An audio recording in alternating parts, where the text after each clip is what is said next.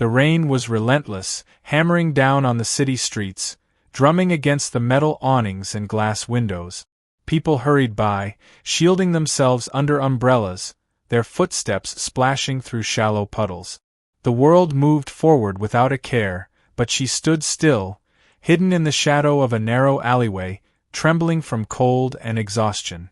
Zevran pulled her tattered cloak tighter around herself, though it did little to protect her from the icy wind that bit at her damp skin. She had never imagined her life would end up like this, alone, penniless, starving on an unfamiliar planet. The once proud daughter of an Arvani's noble family, reduced to nothing but a shivering, forgotten refugee. She could still remember the day they had arrived on Earth, her people seeking safety after their homeworld was lost. The humans had allowed them entry, but that did not mean life had been easy. Those with money or skills found their place quickly. Those without? They faded into the cracks of society, struggling to survive in a world that did not pause to care. Her stomach twisted painfully, hunger gnawing at her insides. It had been days since she last ate, and even then, it had only been scraps. Every attempt to find work had ended in rejection, either because of her lack of human identification papers or the wary glances people cast at her in fear. To them, she was an outsider, a burden. Her golden eyes flickered toward the restaurant across the street. The warm glow of its lights was almost cruel in contrast to the darkness she stood in.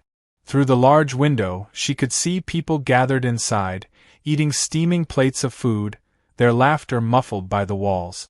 The scent drifted out into the rain, making her mouth water despite herself. She had no money, no way to pay. But if she didn't eat tonight, she might not make it through another cold night. Before she could lose her nerve, she stepped forward, her weak legs carrying her toward the restaurant entrance. The moment she pushed open the door, warmth enveloped her. The scent of grilled food, the sound of clinking plates, the soft hum of conversation. It was overwhelming after days spent in silence and misery. Then, she felt the weight of eyes on her.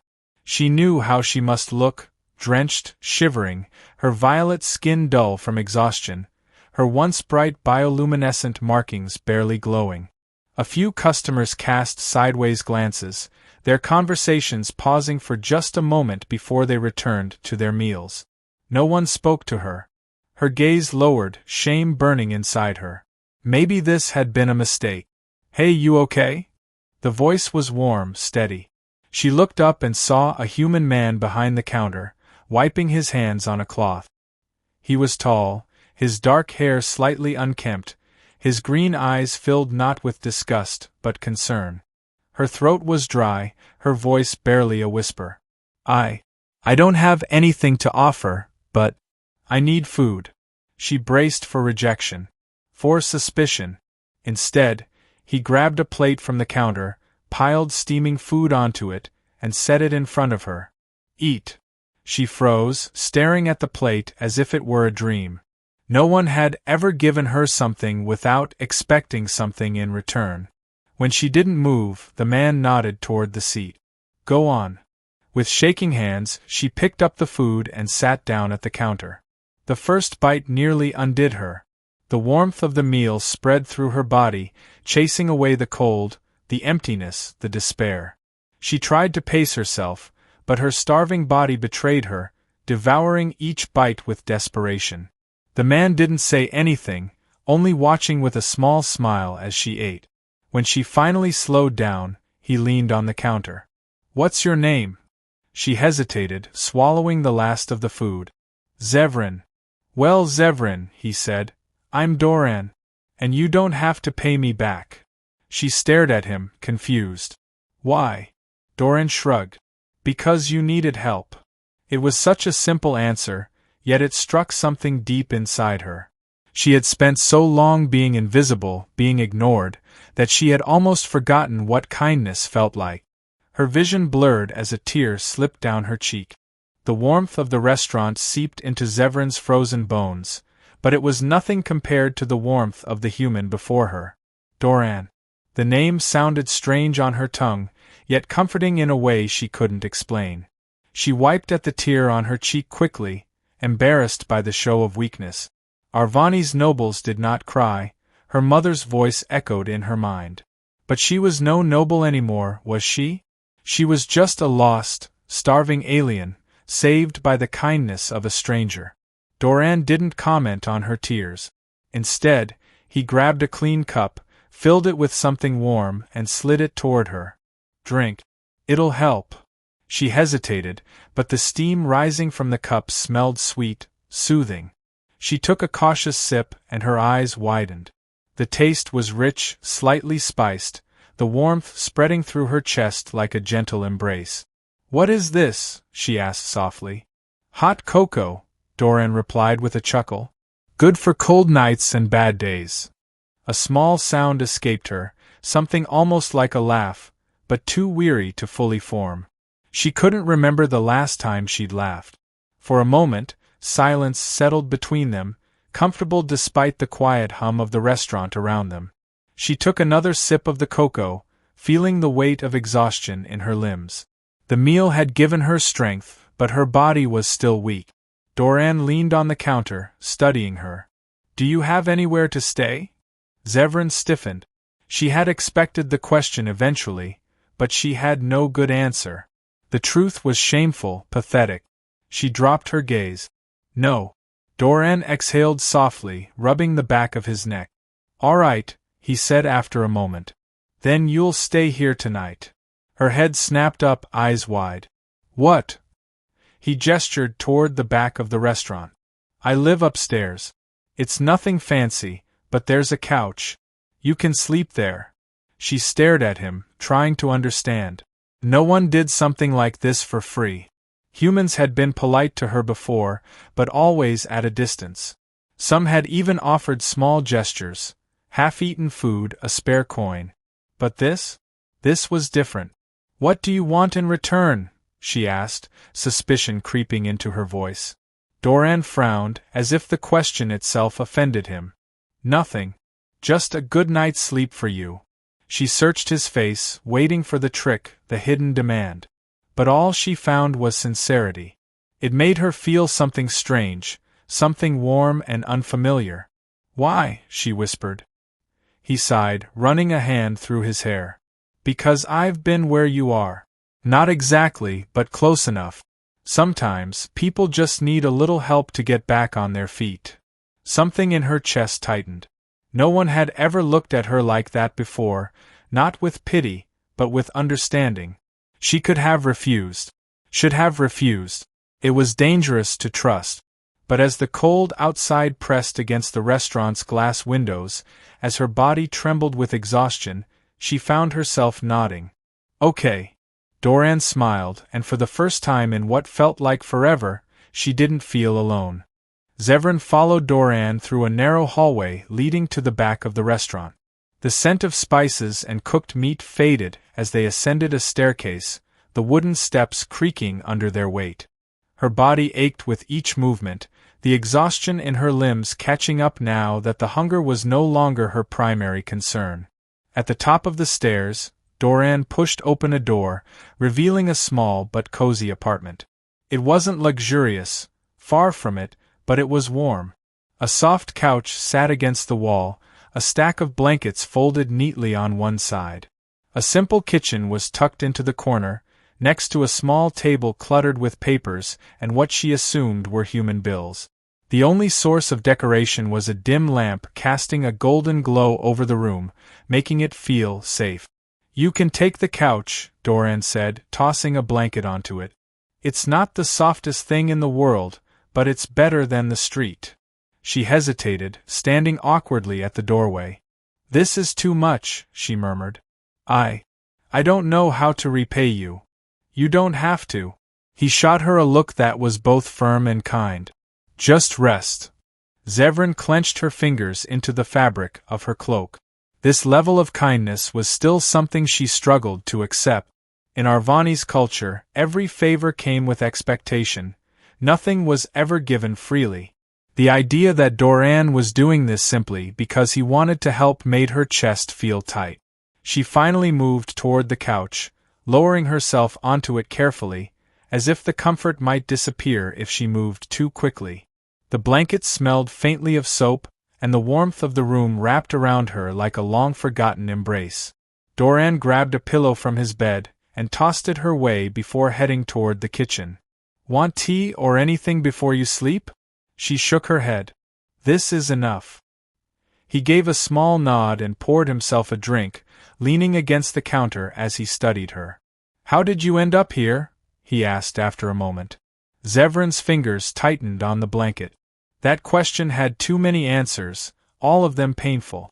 She could have lied, told him a half-truth, but something about the quiet safety of this place made her want to be honest. "My family, we had wealth back home," she began softly. "But when our planet fell, none of it mattered. The voyage to Earth took everything from us, our status, our money, our people." She swallowed, her throat dry. "By the time we arrived, I was the only one left." Doran's expression darkened, but he said nothing, letting her continue. "I tried to find work, but no one wanted to hire an Arvanis without documentation.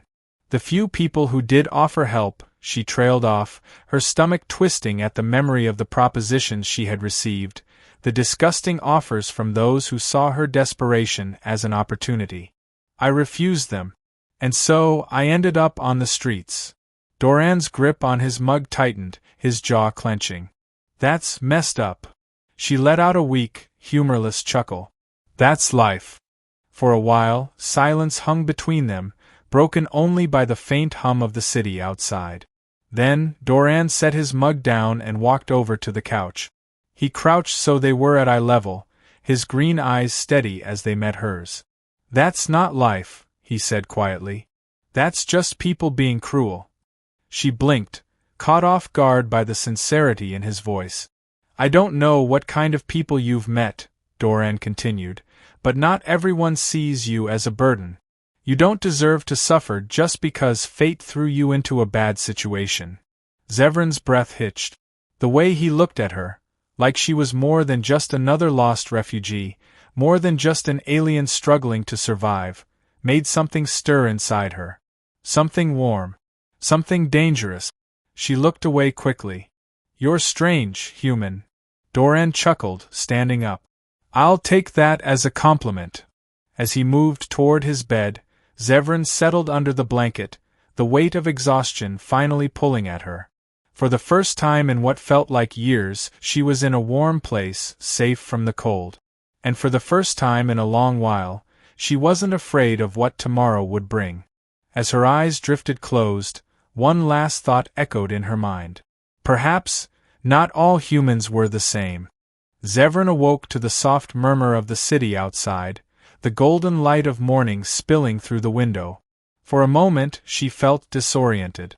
The warmth of the blanket, the faint scent of something cooking in the air, it was so different from waking up in the cold streets, her body stiff from the chill.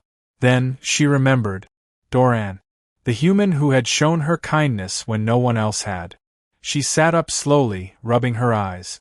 Her body still ached, but it wasn't the deep, desperate exhaustion of the past few weeks. It was something lighter, something that could heal. From the kitchen, Doran turned, a spatula in hand. "Morning. You sleep okay?" Zevran hesitated, then nodded. "Better than I have in a long time." He grinned. "Good. You look less like a ghost now." She blinked, startled by the teasing. No one had spoken to her like that in forever. She wasn't sure how to respond. Instead, she glanced toward the pan on the stove. "What are you making?" "Breakfast. It's simple, but it'll help you get your strength back." He motioned for her to sit at the small table. Zevran hesitated again. Last night, he had given her food without asking for anything. Let her stay in his home. Now, he was offering even more. It felt too much. Too generous. "You're still thinking too hard," Doran said, flipping something in the pan. "I told you, this isn't a trade. Just eat." Something about his casual tone made her finally move. She took a seat, watching as he set a plate in front of her. Eggs, toast, and something she didn't recognize but smelled delicious. Doran sat across from her with his own plate, taking a bite as if this were the most normal thing in the world. Zevran picked up a fork and took a tentative bite. The flavors were simple, but after weeks of hunger, it felt like a feast. She ate slowly this time, savoring the warmth. Halfway through the meal, she finally asked the question that had been weighing on her. "Why are you doing this?" Doran didn't answer right away. He took another bite, chewing thoughtfully. Then, he sighed. "Because I know what it's like to have nothing." She frowned, surprised. "You? But you have a job, a home." "I do now," he admitted. "But it wasn't always like that.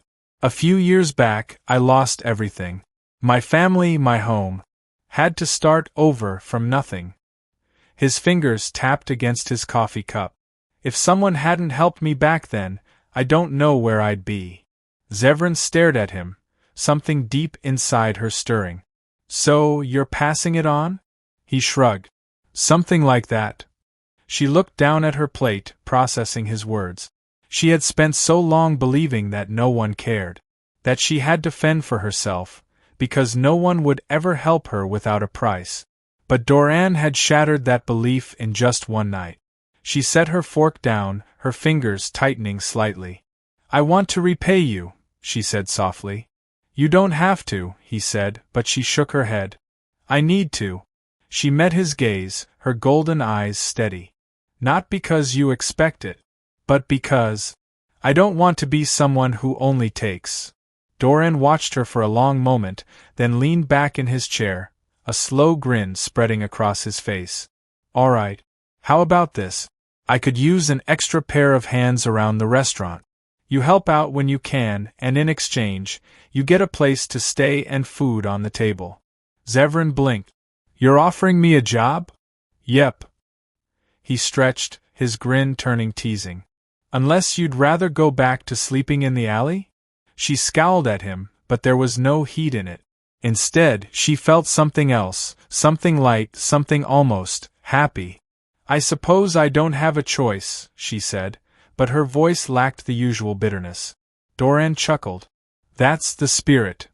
As she picked up her fork again, something inside her settled. She wasn't saved yet. She still had wounds to heal, fears to overcome. But for the first time in a long time, she had a chance. And maybe, just maybe, she wasn't as alone as she thought.